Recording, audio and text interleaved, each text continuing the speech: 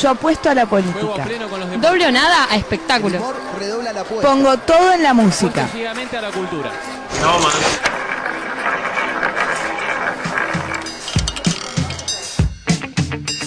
No va más. 3 horas donde nada queda librado al azar. Un grupo de profesionales abre el juego, baraja y te invita a sumarte a la partida. No va más. 3 programas en uno. No va más. Hacemos radio para ganar. Para ganar.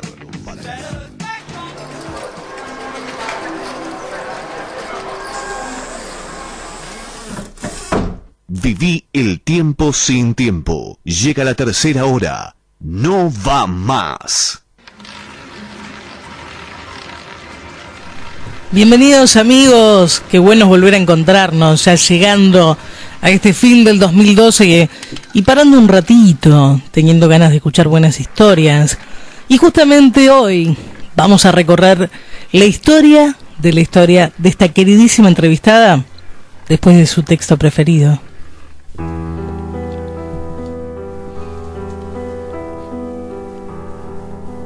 Trópico de Capricornio, de Henry Miller.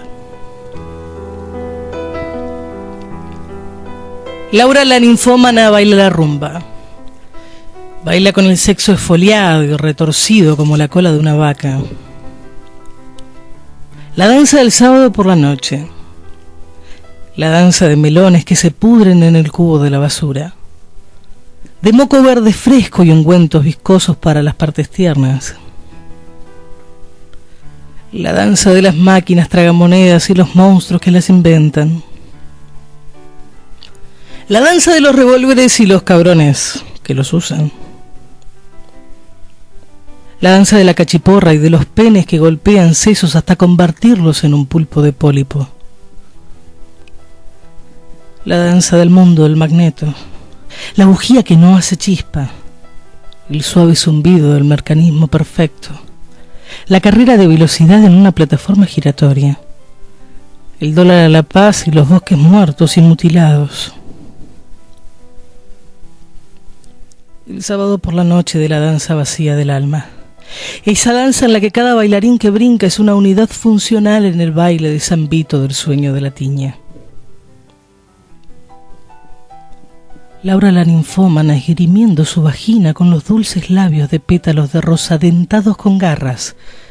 Iban por ahí rodando de bolas y ahí su culo como una articulación de rótula. Centímetro a centímetro.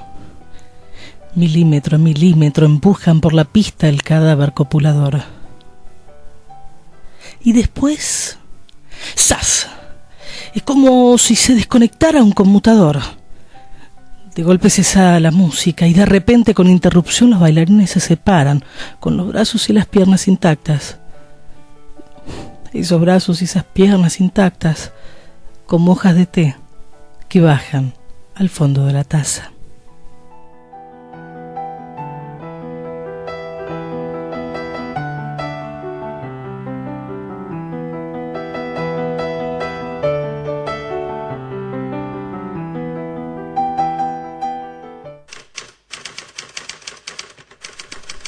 Mónica Nizardo nació el 19 de marzo de 1966, tiene 46 años, es profesora de música, francés, teatro y actriz.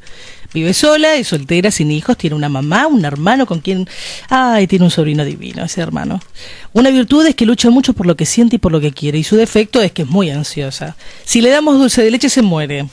Las milanesas con papa frita ni les cuento. Para eso lo acompañamos con un buen vino tinto. 271 es el número que ella asegura que va a salir. Si le pedimos un hobby, es astróloga. Su deporte preferido es el fútbol. Y ni les cuento si hablamos de Atlanta. Y hablar es un verbo que ella usa mucho, porque justamente lo usa mucho.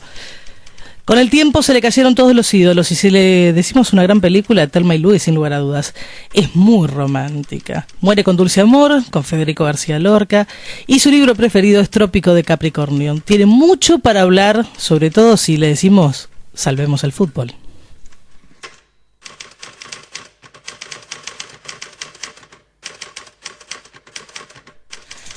Qué bueno, amigos, volver a encontrarnos y hoy en uno de esos programas que nos da mucho placer, porque nos vamos a meter con muchas pasiones. Arrancábamos con una de las grandes pasiones de la humanidad, que es el sexo, el erotismo, esas imágenes, esas texturas que nos regalan genios dramaturgos, como el gran Henry Miller, este autor polémico, si los hay, un hombre que de alguna manera dijo: yo quiero levantar los tabúes de esta sociedad norteamericana tan pero tan careta. Y así lo hizo, y así le costó también el exilio, años en Francia. Este texto con el que yo arrancaba el programa, que se llama Trópico de Capricornio, y acompaña una larga lista de libros increíbles de Henry Miller, que por supuesto le estamos absolutamente recomendando en este día. Tiene una historia muy particular. Él lo escribe en el año 1934, momento de posguerras. Imagínense, un tipo en Francia que supo también no tener un mango para comer, y que en algún momento el destino le jugó una buena pasada, y seguramente sería una historia que a nosotros nos gustaría mucho contar en el tercer tiempo, porque apareció una persona por ahí que dijo: uy, qué talentoso es. Bueno, me lo llevo a vivir a casa. Le ofreció una habitación, y a partir de ahí todos los días le dejaba 10 mangos. Con esos 10 mangos, para que este autor pudiera seguir escribiendo y viviendo. Así finalmente se empieza a codear, no solo con amigos, sino también con muchos amantes, y de repente consigue un trabajo como crítico corrector en un diario de París, y justamente en el año 1934 escribe el primer Trópico, que es el de Cáncer, y en el 39 Trópico de Capricornio, que es el que escuchaste hoy. Imagínense qué pasó en esa sociedad. Obviamente le iniciaron un juicio al toque. Muy Argento fue la reacción norteamericana. Le iniciaron un juicio durante muchos años, estuvo prohibido este libro, y finalmente, por suerte, otra corte norteamericana se dio cuenta que era una pavada, porque esto es literatura, es arte, y cuánto tenía que ver ese arte con un dramaturgo que quería contar una historia, y una historia que ellos estaban viviendo, que estaban careteando mucho. Así que finalmente otra corte, en el año 64, pasaron casi 30 años de la publicación de este libro, dice: terminemos con esta pavada, anula el juicio, y ahí empieza realmente lo que se conoce también literariamente como una revolución sexual, un posmodernismo de parte de Henry Miller. Miren, yo les estoy contando una puntita para tentarlos, pero miren todo lo que hizo este tipo, ¿eh? Si quieren leer buena literatura, y sobre todo que roce un poquito lo calenchu, yo les recomiendo a Henry Miller, porque realmente es exquisito, placentero de todas las formas. Acérquense, acuérdense, si para los que tenían ganas, si quedaron tentaditos con lo que yo leí, Trópico de Capricornio, no lo elegí yo, la tengo a Mónica, gracias por venir. Y bueno, la primera pregunta arranca con: ¿cómo llega este libro a tus manos? Bueno, ¿qué tal? Buenas tardes. Bueno, yo cuando empecé a hacer teatro con Norman Brisky, empecé a leer muchísimo libros que hasta ese momento no había leído, y tenía que ver con esto. O sea, es un recomendado también de Norman Brisky este libro. Mirá cómo llegamos, las redes me llevó hasta Norman Brisky esta tarde. Así. Sí, también, bueno, Trópico de Cáncer, bueno, un montón de libros y películas que un actor en formación no puede dejar de leer. Y aparte, bueno, a mí siempre me gustó escribir poesía desde chica, traté de irla perfeccionando, estuve en talleres literarios, y bueno, y acá, o sea, Brisky supo aconsejarme unos autores como para deleitarme con todas esas metáforas y imágenes, ¿no? Que a medida que uno va leyendo es como que se mete y llegás a un orgasmo. Sí, de todas las formas. Es realmente es buenísimo, porque para los pacatos que de repente sí les gustaba, por supuesto calladitos, alquilarse películas pornos, Dios mío, porque había que leerlo, y muchos no lo leían solamente en la intimidad, los compartían. Había muchos clubes literarios, sobre todo en el 80, me acuerdo, y Henry Miller era un autor que tenía que estar porque te regalaba otra cosa totalmente diferente. Me parece que además es un tipo coherente. Totalmente. Con su obra y con su vida. Aparte también, bueno, logra llegar a los intelectuales, en donde por su forma de escribir hace que el sexo no sea algo guaso, no sea algo, sino sea digno hasta de leer, ¿no? Es maravilloso, en serio. Ojalá los tentemos, sobre todo aquellos que no todavía no se acercaron a la literatura de Miller, porque es fantástica, en serio, es una prosa maravillosa. Y cuando vos te acercás a la biografía, por eso siempre les contaba una perlito que sea de esas maravillosas biografías, tiene que ver con entender un poquito más desde qué lugar escribe cada uno. Y este tipo escribía muy autobiográfico. Entonces es más fácil entenderlo y es más fácil meterse en esa mente, y las imágenes son todopoderosas. Y te ayuda, al menos a mí, a entender un poco más el sentido de la vida. Te hace reflexionar. Está en cada uno ver qué hacer con eso después, ¿no? Muchísimo. Y cuando preparábamos tu entrevista, yo pensaba mucho, digo, me encanta hacer las relaciones entre los libros que eligen nuestros protagonistas y sus historias. Y este libro tiene una particularidad, que habla de pasión todo el tiempo. Porque no deja de ser eso, el sexo maravilloso, una gran pasión en la vida de un ser humano. Y dije, mira cuánta relación tiene en esta mujer la palabra pasión, que justamente esa pasión, en otra de sus facetas, también la lleva a este fútbol tan querido y del que vamos a hablar tanto hoy. ¿Cómo es ese primer encuentro con el fútbol? ¿Te acordás? Yo vengo de una familia muy futbolera, o sea, yo nací en una familia en donde desde siempre en la mesa se hablaba del estudio, del trabajo y cómo le fue a Atlanta. Entonces era prácticamente arriba de mi cuna, tengo fotos donde yo confundía a Gómez Bouglino, que es el mayor goleador en la historia de Atlanta, con mi tío, porque los tenía todos pegados en la pared, o sea, en esas fotos. Fanáticos totales. Sí, mi papá y mi hermano muy fanáticos, mi hermano es mayor que yo, entonces, pero no se pegaban las fotos arriba de la cama de ellos. O sea, era tu cuna. Y claro, la nena chiquitita, era todo gracioso, el trajecito chiquito de Atlanta para la nena, un montón de cosas que yo ya crecí con todos esos recuerdos, y hoy en día veo las fotos, y entonces el fútbol estaba metido. La salida en familia era el domingo en la cancha. Yo, por ejemplo, recuerdo que me enojaba y me cansaba de ver el partido parada y me quería sentar, pero en ese momento los tablones en las canchas tenían huecos entre uno y otro y podías caerte. Entonces yo tenía que estar siempre de la mano de mi papá y de mi mamá. ¿Y a qué edad fue la primera vez que fuiste a la cancha? Y no, era chiquita, qué sé yo. Yo mis primeros recuerdos los tengo a los 4 o 5 años, pero bien chiquitín. Sé que... Y bueno, y ahí yo no sé, tendría 6, 7 años, que ya me quería sentar y me decía, el partido se ve de pie y en la Popular, para sentarte vamos al cine. Esa era la respuesta de con mi los papá. Códigos bien futboleros. Sí, y bueno, y mi hermano sigue la tradición, es el día de hoy que mi sobrino conoció la platea a los 21 años, porque lo llevó siempre a la Popular. O sea, vengo de esa pasión sana y de ese vida, porque no solo era la cancha, sino que en la semana yo iba a patinar, iba a hacer gimnasia en el club, porque mi papá no concebía que vaya a otro gimnasio que no sea el del club. Y me encanta que le cuentes eso, porque bueno, pasan las generaciones y creo que sin lugar a dudas Argentina es el lugar del mundo donde se vive el fútbol desde todos los lugares. Lo que cambió lamentablemente para mal es justamente la violencia, la corrupción y un montón de cosas que ahora nos vamos a meter. Pero nos quedamos en esa otra historia que tal vez los más chiquitos no tuvieron la suerte de vivir y hoy la están viendo, recorriendo, tal vez en algún video o en alguna charla, o las escuchan los viejos a contar. Pero cómo era esa forma distinta de ver el fútbol. Ese club que vos me contás ya no era solamente ir a la cancha. No, era estar en la semana, tenía mi grupo de amigas que también sus padres eran fanáticos del club, o sea, yo hacía patín, iba a gimnasia, mi mamá se llevaba el termo para tomar mate, y cosa que hoy hay mucho miedo de hacer eso cuando hay un partido de fútbol, por ejemplo. Claro. De hecho después prohibieron entrar con elementos desde hace muchos años.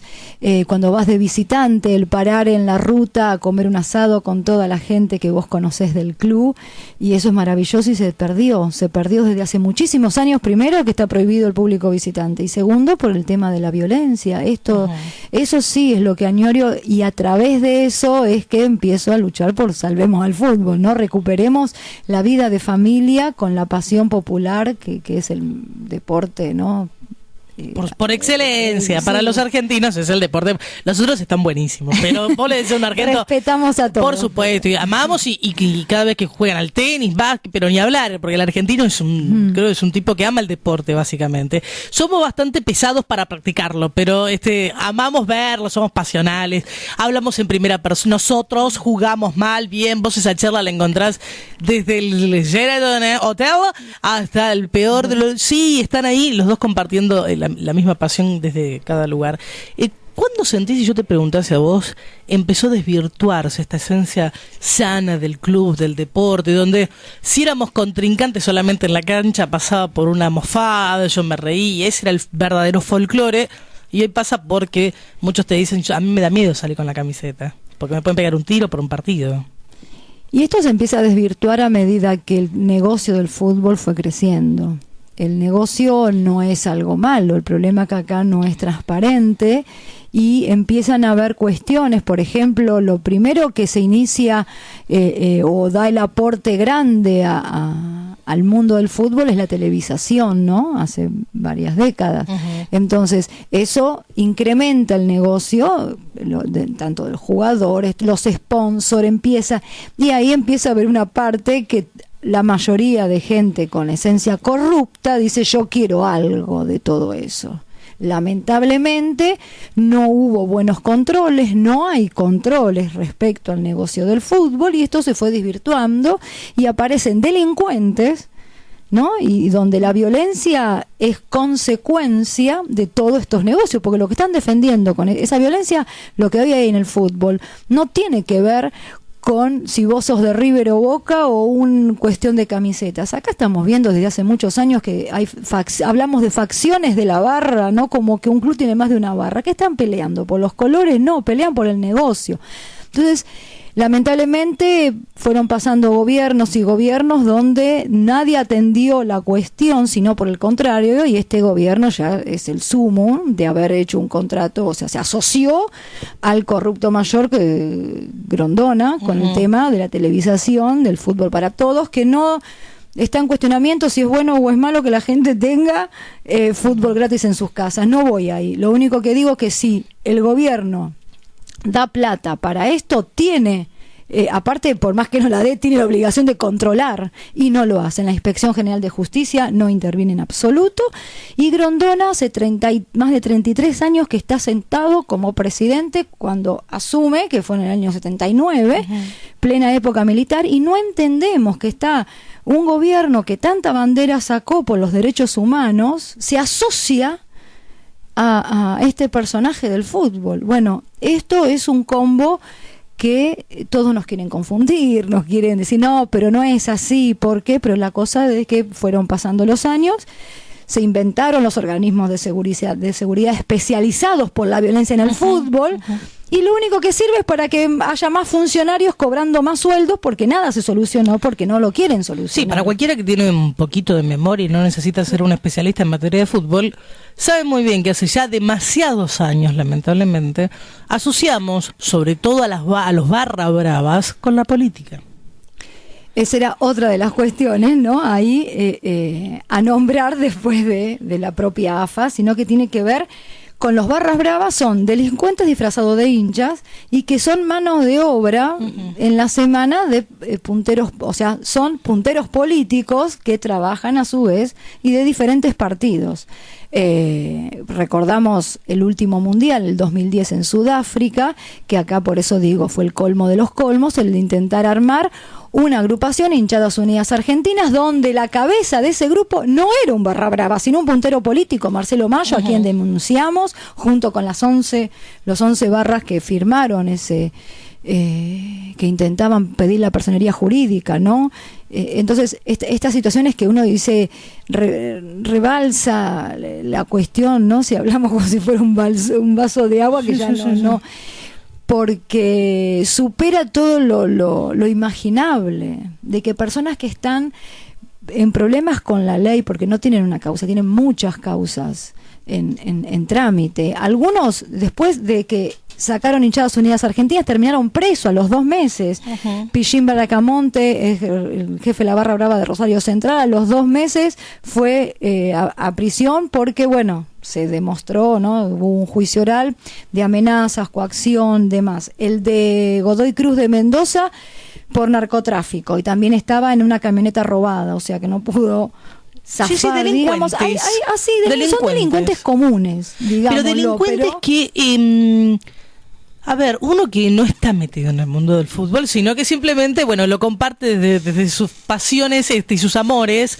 Pero a ver, yo me pregunto, siendo totalmente néfita en la materia, si hablamos con nombre y apellido y sabemos quién es, si le vemos las caras por la cámara, si todos los conocen, porque todos los conocen, uno va a cualquier club, hace cualquier nota y te dice, sí, es fulana, mengana, por la fracción, como bien señalabas, de tal lado, que está enemistada con tal otra, que es a ver quién es el más capanga, quién tiene más, quién gana más entradas, y sabes que en el fondo es una cuestión de plata, porque cualquier investigación medianamente estúpida, lo primero que denota es el incremento de dinero, y más de uno que conocemos, y me consta, pero que es exponencial.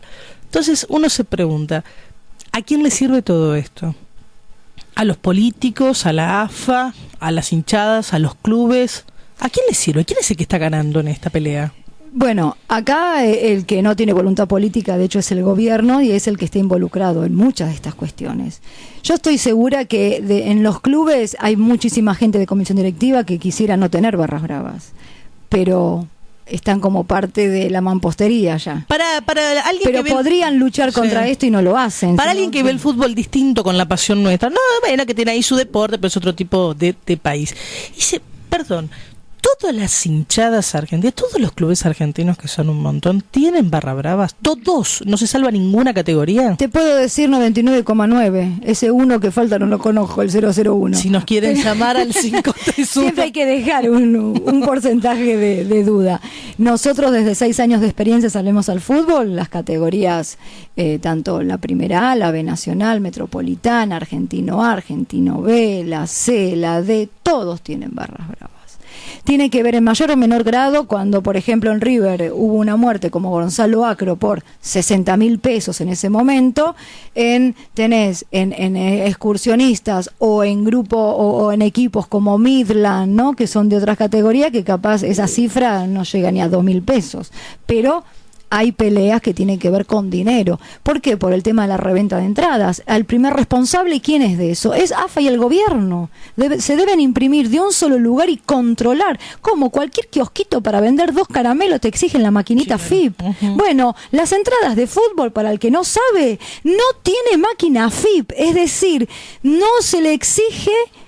no hay un control riguroso de cuántas entradas se vendieron. Y esto no es solo un problema de que se están escapando de pagar impuestos, tiene que ver con seguridad. Los organismos de seguridad no tienen contadores en los ingresos. ¿Por qué? Para hacerse cómplices de no saber qué cantidad de gente entra. ¿Cómo sabe usted? Le pregunté una vez era el jefe de seguridad de Vélez. ¿Cómo sabe usted cuando la tribuna está llena? No, el de enfrente me avisa. O sea, la otra tribuna, claro, por handy. No me puede contestar eso. Si la habilitación está por tanta cantidad de personas, una vez que los molinetes marcan tanta cantidad de personas, tiene que cerrarse el estadio. Lo que pasa es que entre todas las entradas truchas, las falsificadas, sí, ¿no? Sí. Y la reventa y los controles, por ejemplo, los barras bravas no muestran la entrada para entrar porque los conocen a los policías que están en la puerta, claro, al operativo y a todos los controles. Esas son las que también venden las entradas de ellos. Entonces no hay control la cantidad de gente que hay. Esto yo no soy ninguna genia lo que estoy diciendo, lo tengo comprobado y estas son las denuncias que dejamos en la justicia y que sería muy fácil revertir. Pero nadie quiere controlar. El Estado ve pasar plata. Porque los clubes, claro, entonces AFA que dice, no, esto conviene a los clubes porque los clubes están mal económicamente, entonces en vez de decir que vendieron 2.000, dicen que vendieron 1.000. A ver, escúchame, ¿por qué o sea, no vamos? Para aquel que no entiende, Moni, ¿quién imprime las entradas? Yo soy, supongamos, tomo cualquiera al azar, antes que empiecen a marcar, Argentino Junior, Boca, River, el que fuere. ¿Cómo llegan esas entradas? Tengo un partido, tengo una capacidad, jugamos en la cancha de River, supongamos. ¿Cómo llegan esas entradas a la gente? ¿Quién las hace? El club, cada club es responsable. ¿Yo imprimo donde quiero? Sí. Y bueno, esto también se ve en la selección nacional, cuando juega Argentina como selección, el responsable es AFA, y vemos que los barras tienen entrada hasta de protocolo. para los partidos donde Argentina ha jugado acá las eliminatorias al Mundial 2010. Entonces, por eso involucramos también a AFA, porque AFA debe controlar a los clubes, pero si ellos mismos cometen los mismos errores o delitos, decimos, ¿no? Claro, Nosotros le decimos errores pues somos elegantes. Son delitos. Y que lamentablemente la justicia no avanza porque no se puede demostrar. Porque no quieren, claro. Hasta Fútbol para Todos podíamos hablar de negligencia del gobierno, podíamos hablar, siempre políticamente, viendo cómo funcionaba y cómo controlaba los desastres que se veían muchas veces en las canchas. Porque llegar, me parece a mí, y eso que reconozco no ser futbolera, me encanta el deporte, pero no tengo esa pasión, puedo analizar, quiero decir con esto, que no haya una hinchada visitante, me parece que es sacar una pata fundamental a lo que es un partido, entiendo. ¿Qué cambió con esto de que el gobierno decide implementar Fútbol para Todos? Y como bien señalabas, ahora es socio. ¿Debería tener mucha más responsabilidad de la que ya por ser gobierno tendría que tener? Pero sin duda, pero al contrario, ya empezaron con irregularidades ese contrato. El doctor Aníbal Fernández, cuando se inicia Fútbol para Todos, él pertenecía a la comisión directiva del Club Atlético Quilmes. Bueno, y también estaba como parte en el contrato por ser jefe de gabinete en ese momento, en el 2009. Entonces, una persona, funcionario sobre todo, no puede estar en dos partes de un contrato. No, claramente, ¿no? O está de un lado o del otro. O está del otro. Bueno, hay una ley, o sea, la ley de ética de funcionario público. Claro, no la registran. Acá no la registran, ahí es como que no existe. Ellos hacen lo que quieren.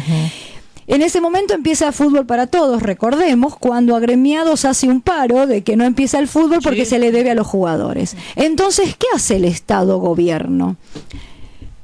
Paga.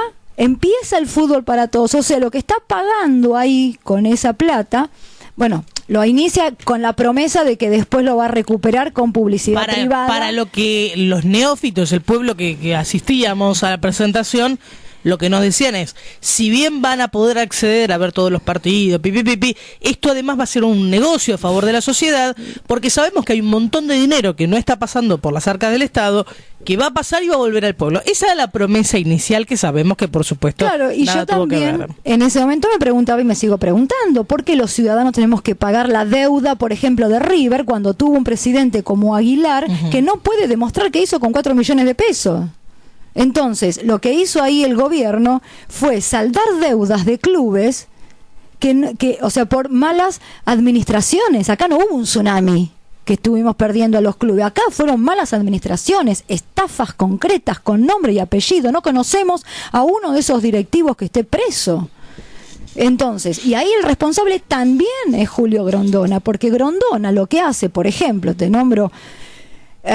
AFA es el mayor acreedor de muchos clubes. ¿Qué hace? Por ejemplo, en el periodo Comparada, te nombro otro club, Independiente. Grondona le adelanta a Comparada plata que ya sobrepasa el límite de su gestión. Es decir, le adelanta plata de televisación del próximo año, cuando él ya no iba a ser presidente, o al menos habría que pasar una elección. Para que el que no entiende, no se puede dar plata mayor tiempo de gestión. Pero es una cosa absolutamente lógica. Yo les digo, entonces, a ver, amigos, me quedo en la radio hasta diciembre, pero adelántenme el sueldo hasta julio. Ese mismo ejemplo. Exactamente. Entonces llega el otro presidente, se encuentra con una deuda enorme y sin posibilidad de cobrar nada. Entonces, ¿y quién hace esas investigaciones? Nadie. Y el gobierno sigue poniendo plata de Fútbol para Todos. No conocemos campañas de concientización con respecto a la violencia en el fútbol. Tiene un montón de tiempo en televisión para hacerlo. No, propaganda política, claramente. Bueno, no puede decir que no sabe lo que pasa. Tampoco debería ser muy hipócrita que ponga un cartel que diga basta de violencia cuando no hacen nada. Sí, claro. Pero por eso, o sea, nos enoja mucho esto, porque nos está demostrando que no hay falta de capacidad, sino hay falta de voluntad. O sea, sabemos que hay expertos en seguridad en los organismos, pero trabajan políticamente. Quiero decir que hay intereses políticos y económicos por delante de la seguridad del ciudadano. O sea, de lo que ellos deberían cumplir para resguardar nuestra seguridad. Tenemos muchas denuncias, incluso, también el tema de la policía. Pero tenemos denuncias donde la policía también es parte de la parte, no quiero decir el 100%, pero hay muchos policías corruptos Y hay otros policías que también son víctimas. De hecho, por ejemplo, cuando River desciende, por dar casos concretos, 25 policías con traumatismo de cráneo, los mandan a trabajar sin casco. Sí. Si esa persona no tiene mínimo los elementos para cuidar su vida, ¿nos va a cuidar a nosotros? Pero claramente es no la respuesta. Hay mucho, uno de afuera, lo que más indigna y da bronca, y duele, claro, es el sentido común llevado a la peor escala humana. Porque esto es sentido común. Esto no es si sos de un partido, si estás en contra del gobierno. Paremos la pelota y analicemos juntos para lograr una solución en conjunto, que de eso se trata. Digo, es tan bruto de cómo se ve, cómo uno lo analiza. No hay que ser ni un experto en seguridad, ni un experto en fútbol para entender que hay corporaciones, se han armado corporaciones de kiosquitos en la jerga, que están ganando guita con eso y están teniendo un poder absoluto. Lo que vos señalabas de que hay muchos policías que no son corruptos o no están en convivencia con todo esto. Pero por supuesto, ahora, ¿qué hacen 20 tipos contra tal de 100 que están en la tonga? ¿Qué hacen 2 políticos honestos diciendo, che, yo quisiera hacer algo, pero si me vetan todo, donde lo diga en comisión me van a matar? ¿Qué hace tal vez algún honesto en la AFA, que debe haber, calculo, diciendo, ¿y cómo hago si la cabeza está así? ¿Cómo se sale de esto? Bueno, es muy complicado. Yo creo que esto va a seguir avanzando hasta que no haya una decisión política fuerte. Este gobierno no creo que la tenga, porque es parte del problema y no de la solución en estas cuestiones de la violencia en el fútbol. Y que lamentablemente nosotros como ciudadanos, en primer lugar, la propuesta que siempre damos es participar activamente en nuestros clubes, hacer valer nuestro carnet de socios, esa cuota social que pagamos, que no vaya para la barra, sino que en las asambleas hablemos y digamos esto no queremos. Y bueno, de alguna manera terminar, si la solución no viene de arriba para abajo, bueno, que seamos nosotros los ciudadanos que nos organicemos. Con esa idea nace Salvemos al Fútbol. Pero bueno, lamentablemente cuesta que la gente participe activamente. Hay mucho miedo también. Hay miedo. Iba a decir. Uno lo que podría inferir es que básicamente hay miedo, como te pasó a vos, que leía cuando preparábamos este tercer tiempo, de hacer tus denuncias y decir en alguna comisión directiva, bueno, no te puedo llevar ni con el auto porque me conocen el auto. Hay mucho miedo porque estos tipos, los barras bravas, juegan con el miedo de la gente. Y que además no se han quedado lamentablemente, por supuesto, en amenazas, sino que han cumplido ciertas amenazas. Y uno ve, por eso te digo, creo que es meterse en YouTube, búsquenlo donde quieran, porque inclusive las imágenes son de acceso público, no es que lo tomó una cámara del FBI y yo no lo puedo ver. Donde ves a los bravas entrar, hace un par de semanas contábamos en el programa lo que había sucedido también en Argentinos Juniors, a la mañana, entraron, era cerrado, pero entraron, fueron, apretaron al equipo, les robaron la pilcha, y uno todavía tiene que decir, bueno, menos mal que por lo menos no fue mayores. Nos estamos acostumbrando a que esté todo mal, por eso volvemos al principio de la charla, cuando vos contabas lo que era ir con tu familia.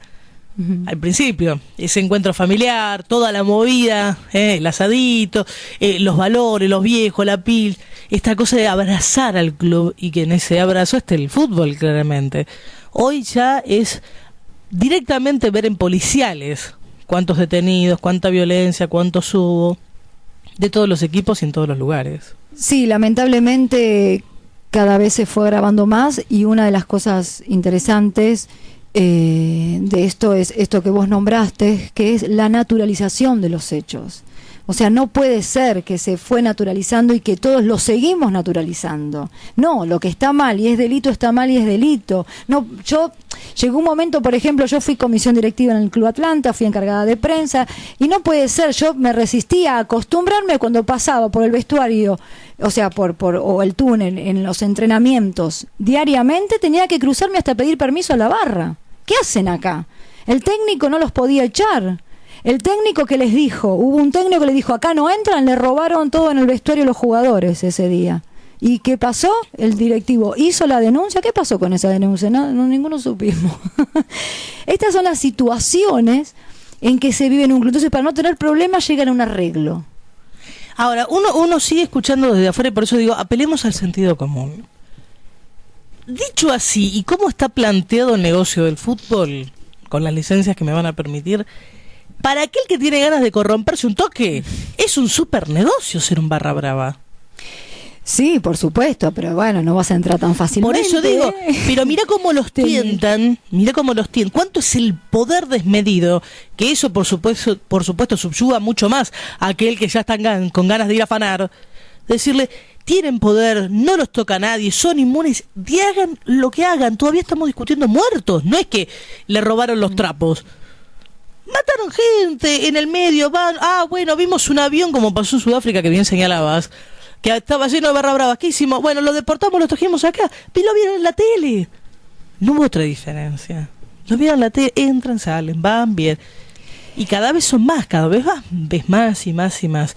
Me parece que, como también decía, si de eso se trataba, de poner todo arriba de la mesa y tratar de plantear un atisbo de solución. Bueno, salvemos al fútbol de abajo hacia arriba. Sí, y lamentablemente este año recibimos un cachetazo, tanto los que estamos luchando en esto como los familiares de víctimas que han perdido a un ser querido, cuando la Presidenta en su discurso del 30 de julio, yo lo escuché desde Madrid, hizo un homenaje a estos delincuentes que se paran en los paravalanchas y que defienden los trapos. Yo no lo podía creer cuando estaba escuchando a nuestra Presidenta hacer este tipo de homenaje y decir que bueno, en la vida hay que tener pasión por algo. Sí. O sea, para mí para nosotros, ¿no? Los que estamos en Salvemos al Fútbol y sobre todo para las mamás de familiares de víctimas, es una falta de respeto. Eso, para mí, después me decían, no, está mal asesorada. Bueno, que no hable tanto, no se notaba. Porque contó algunas historias de su familia cuando iban a la cancha, ¿no? Recuerdo muy bien, sí. Y me da pena, lástima, ¿no? De estar en un país donde digo, pucha, ¿cómo no estamos reaccionando en algo con esto? Estamos perdiendo, bueno, que ya lo perdimos, ¿no? Esta salida familiar, ese lugar, ese espacio, porque los clubes, la esencia de los clubes para lo que fueron creados, tenía que ver con el sentido social. Por eso nosotros seguimos insistiendo desde Salvemos al Fútbol que tiene que seguir siendo asociación civil sin fines de lucro, ¿no? Como en Europa, que son empresas. Claro. Porque cuando se transforman en empresas, ya la parte social no existe. Son empresas de fútbol que se dedican, en la semana no se pueden juntar los socios, o sea, no hay socios, no se pueden juntar en el club, nada. Y esta cuestión que tiene que ver con este grupo de delincuentes que se junta en el club son los que echan a los quienes van a hacer actividades. Yo en Atlanta entré a hacer un taller de teatro y después tuve que dejar de darlo porque los pibes fumaban en la puerta marihuana y bueno, y un montón de situaciones que no me permitía ser coherente y los padres trayendo a los nenes, sí, claro. ¿A dónde lo estoy metiendo? Es más, lo hacen a propósito para echar a esta gente que les molesta dentro del club porque ellos no pueden hacer lo que quieren. Hablo de este club en particular porque soy testigo, pero eso, en estos 6 años lo vivimos en varios clubes, incluso en excursionistas. Hubo una muerte a una cuadra del club un día de semana, nosotros lo ligamos esa muerte al club, decían, no, acá no tiene nada que ver. Bueno, era por droga, por narcotráfico, y se comprobó, hicieron un allanamiento y había droga dentro del club. Entiendo que la comisión directiva no estaba al tanto, porque esto pasa también, que hay un lugar en el club que no pueden entrar ni siquiera los directivos, pero tienen la responsabilidad por eso. Esto cuento casos con nombre y apellido, digamos, ¿no? Ahí actuó muy bien la 51, que hizo un allanamiento rápido. Había denuncias de los padres de los chicos de inferiores, quienes estaban viendo ese kiosquito. Como un padre que va a ver un partido que está 2 horas nada más, ve un kiosco que los que están todo el día no lo ven. Sí, por eso te digo y recalco esto, de que abruma la visibilidad que tiene, abruma y lastima, y no me quiero ni poner en la piel de un papá, de una mamá que ha perdido a su hijo en cualquier acto de violencia de fútbol. Abruma lo visible, lo que decíamos hace un ratito, esto de todos sabemos quiénes son. Todos sabemos cómo funcionan. Lo que falta es voluntad y decisión política y bancarse las consecuencias. Para ir cerrando y, por supuesto, cumpliendo con el horario que nos pedías, ¿quiénes integran? ¿Quiénes están en Salvemos por el Fútbol? Con toda la gente. ¿Son solo fanáticos o también los familiares, los amigos de las víctimas? Salvemos al Fútbol está compuesto el 50% por mamás y papás de familiares de víctimas que han perdido a sus hijos desde allá hace muchos años, antes de Salvemos al Fútbol. También, bueno, el vicepresidente hoy es el ex juez Vergés, es fundador junto conmigo. Yo no soy abogada y si no se hubiera sumado alguien como él no hubiera existido. Reconocido juez, reconocido. sido juez de Yo la lo admiré Nación. siempre por sus causas relevantes que él investigó, fue quien sacó a la luz el negocio de la policía en los estadios, que cobran más de los que van, quien investigó el financiamiento de la 12, esas causas, las primeras causas en que Diceo terminó preso y demás. Bueno, por eso yo lo busqué a él de alguna manera cuando llegó a este juicio oral con los Barras de Atlanta. Bueno, y ahí es donde nace Salvemos al Fútbol, y bueno, él es un pilar. Qué bueno que se haya sumado, y qué bueno que mucha gente empiece a conocer gran ONG que Salvemos al Fútbol, la posibilidad de acercarse, de decir, yo quiero seguir siendo la cancha, pero quiero ir con mi hijo, quiero ir con mi familia, quiero realmente que haga actividades, que encuentre un lugar sano, que no vea violencia, que no tenga miedo, que venga la otra hinchada y simplemente nos hagamos chistes y nos jodamos y no pase de ahí, y realmente volver a recuperar un poquito algo que no hace tantos siglos. Porque uno te dicen, ¿de qué siglo data lo de iban a tomar unos mates? No, lamentablemente de hace años. Y creo que para aquellos que aman el fútbol y para aquellos que simplemente aman que sus hijos los amen, que disfruten la salud, había un montón de valores que venían en ese club social y deportivo que hemos llegado a conocer a aquellos que sobre todo somos de barrios humildes. Era ir al club. Dios mío, era el gran momento, el gran encuentro, y también estaba el partido. Pero no pasaba nunca ese acto de violencia donde jamás, creo que si nos pudiéramos remontar a la década del 50, 40, le decíamos, che, no lleves a tu hijo, pues estás loco, a ver si te lo matan en una cancha de fútbol. Pero ni se viene acusado, al contrario, déjalo al pibe, déjalo que disfrute un poco de aire libre, que vea deporte, carajo. Muchos chicos iban solos a la cancha. O iban solos, porque realmente se podía eso. Bueno, ojalá métanse todos, búsquenla también a Moni. Moni, pasale todos los datos a la gente que diga, che, yo no conocía, Salvemos al Fútbol, me interesó mucho lo que estaban contando en No Va Más. ¿Cómo se pueden acercar? Bueno, la página web es www.salvemosalfutbol.org y el mail info@salvemosalfutbol.org. Por supuesto, serán bienvenidos todos aquellos que quieran sumarse o enterarse, ¿no? O que le acompañemos algunas denuncias, lo que consideren. Exactamente, y difundir, a muchos amigos, colegas, pónganse las pilas, porque están trabajando bárbaro y necesitan difusión, porque hay mucha gente que no se acerca porque no lo conoce. Entonces está buenísimo que un poquito de espacio en la radio se puede dar para difundir, no les digo una hora como nosotros, pero un poquito, pueden dar un espacio para tanta gente en serio, que tiene muchos cojones bien puestos y que dice, yo sí amo el fútbol y quiero hacer algo, quiero participar. Y creo que la clave, como en muchos órdenes de la vida, tiene que ver con participar, con hacernos cargo de forma activa y no seguir siendo los cómplices silenciosos de estos barra bravas. Exactamente, muchas gracias. Alguien dijo, ¿no?, que el mundo se cambia con hechos, no con palabras. Pero totalmente, debe haber sido locutor, pero tiene que ver con eso. Dejen de locutar y vayámonos a hacer algo bueno y a colaborar. Y quiero cerrar este lindísimo momento, agradecerle profundamente a Mónica su tiempo. Gracias a ustedes. Sus valores. Gracias por todos los fanáticos del fútbol. Por gente como vos reivindica también al fútbol. Ojalá podamos hacer mucho más. Ojalá, y ojalá se sumen un montón. La idea es desde este programa apoyar a Salvemos por el Fútbol y se sumen absolutamente todos, desde cada lugarcito que ustedes quieran. Y entre otras cosas y entre tanto material, porque métanse a chusmearlo, mejor es acercarse y conocer. Había un texto dando vueltas por allí, si uno busca a Mónica Nizardo, doble Z para los que nos están escuchando, que habla sobre la piedra. Seguramente alguno lo conocerá, pero me parece tan gráfico, que nos vamos a ir antes de los textuales con esto. Y dice, el distraído tropezó con ella, el violento la utilizó como proyectil, el emprendedor construyó con ella, el campesino cansado la utilizó de asiento. Para los niños la piedra fue un juguete. Drummond la poetizó, David mató a Goliat y Miguel Ángel le sacó la más bella escultura. En todos estos casos la diferencia no estuvo en la piedra, sino en el hombre. No existe piedra en tu camino que no sea una posibilidad. Me voy a los textuales.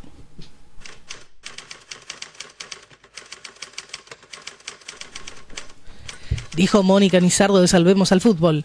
Con respecto al libro de Arthur Miller, lo leí cuando empecé a hacer teatro con Norman Brisky. Él me lo recomendó, son libros y autores que no podés dejar de leer. Me deleitó con esas metáforas e imágenes, me ayudó a entender el sentido de la vida. Yo vengo de una familia muy futbolera, hablábamos de trabajo, la escuela y venía la pregunta, che, ¿cómo le fue a Atlanta? A veces me confundía las fotos de mi tío con un jugador. Me decían, el partido se ve de pie, para estar sentado te llevo al fútbol, te llevo al cine. Vengo de esa pasión sana. Por eso arrancamos con Salvemos al Fútbol, para recuperar la vida en familia con la pasión popular que es el fútbol. El fútbol y la violencia se desvirtúan a medida que se inicia este negocio, el negocio del fútbol. El puntapié fue la televisación. Lamentablemente alguien siempre quiere algo de todo eso. Pasaron gobiernos y nadie hizo nada. Grondona está sentado hace más de 33 años. No entendemos cómo este gobierno, que saca la bandera de los derechos humanos, se asocia con este personaje. Los barras son delincuentes encubiertos como hinchas y que en la semana funcionan como punteros políticos. Estas situaciones superan todo lo imaginable. Son personas que tienen problemas con la ley y que están con los políticos. Hay muchos policías corruptos en todo esto también y muchos que son víctimas. Los sacan a trabajar sin casco para protegerse. Y estoy segura que muchos clubes de la Comisión Deportiva no quisieran tener barra bravas. Los organismos de seguridad no controlan cuánta gente ingresa. Sería muy fácil revertir la situación, pero nadie quiere controlar. Hay mucha plata de por medio. Esto va a seguir avanzando hasta que se tomen las medidas. Hay mucho miedo, estos barras juegan con el miedo de la gente. Se naturalizan los hechos. No, lo que está mal, es un delito. Me pasaba que tenía que pedir permiso a los barras de Atlanta para poder pasar. El 30 de junio recibimos un gran cachetazo cuando la presidenta hizo un homenaje a estos delincuentes que bancan los trapos. Es una falta de respeto para todos y para todos los familiares de las víctimas de la violencia del fútbol. La esencia de los clubes siempre fue social. Luchamos porque así sea y vuelva a ser un lugar de encuentro familiar.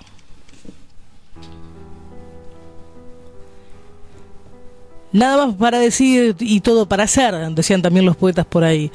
Ojalá vos, futbolero amigo, a vos simplemente que te mueve la pasión y que te encanta tener al lado a alguien que ame el fútbol, hayamos despertado la inquietud, la conciencia de que las cosas también se pueden cambiar. Y nos están escuchando y está cerrando el año y uno está obligado a hacer ciertos balances y ojalá los balances les den bien y ojalá básicamente le den ganas de hacer muchas más cosas de las que hicieron en el 2012. Deseándoles todo eso es que podemos salvar el fútbol y podemos salvarnos entre nosotros si simplemente empezamos a participar y a construir con esas piedras que muchos tiran. Gracias totales a la bella y talentosa Nadia Moser, absolutamente talentosa, más que nunca en esta nota. Gracias, maestro, porque esta nota es muy especial para el señor Juan Pablo Oller. Él sí sabe de qué estamos hablando, uno de los mejores periodistas deportivos del país, sin lugar a dudas. Así que vaya dedicado para mis dos compañeros que hicieron un tercer tiempo maravilloso durante todo el año. Y dedicado a ustedes, que estamos cerrando, pero volvemos con muchísimas más historias para contarles y que tuvieron que ver con que siempre nos eligen, siempre nos buscan y siempre hay mucha gente con ganas de escuchar una buena historia. Brindo por ello. Gracias totales y me hago cargo. Mi nombre es Karina Vázquez. Chau, hasta cualquier momento.